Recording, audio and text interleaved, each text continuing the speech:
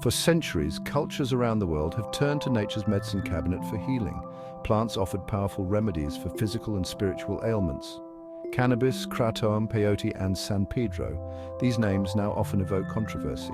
These plants, once revered for their healing properties, have faced demonization and prohibition. But their history, woven into the fabric of diverse cultures, tells a different story. It is a story of ancient wisdom, of deep connection with nature, and of remarkable therapeutic potential. These plants are not dangerous drugs.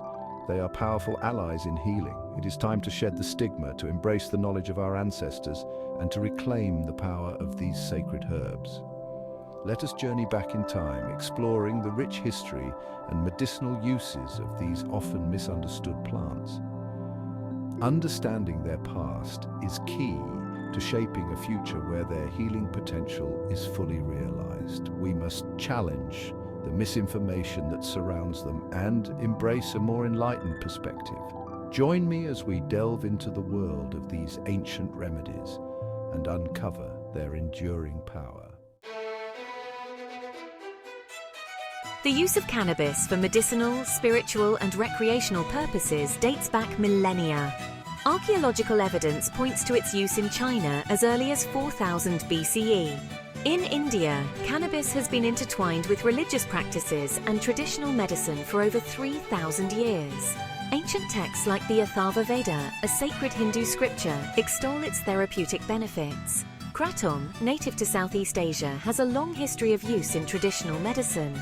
For generations, farmers and labourers in countries like Thailand and Malaysia chewed kratom leaves for energy and pain relief. It provided sustenance and stamina during long work days. Peyote, a small cactus found in Mexico and parts of the southwestern United States, has held deep spiritual significance for indigenous cultures for millennia.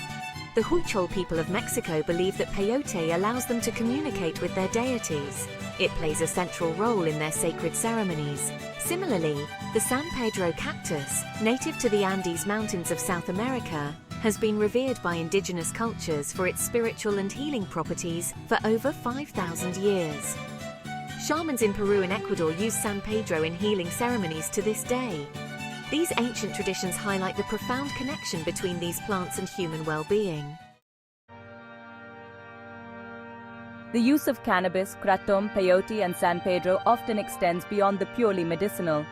These plants are deeply entwined with spiritual practices and cultural traditions. Their use is often ceremonial, guided by rituals passed down through generations. Consider the Native American church, where peyote is considered a sacred sacrament. It is consumed in a ceremonial context, guided by prayer and song to facilitate spiritual healing and connection. Similarly, the indigenous communities of the Andes revere the San Pedro cactus. They use it in ceremonies to connect with the divine and gain insight into life's challenges. These traditions emphasize respect for the plants and their power. They highlight the interconnectedness of the physical, mental, and spiritual realms in healing. These practices, often misunderstood by outsiders, offer a glimpse into the profound relationship between humanity and the natural world. The arrival of European colonialism cast a long shadow over traditional healing practices worldwide. Indigenous knowledge systems were often dismissed as primitive or dangerous.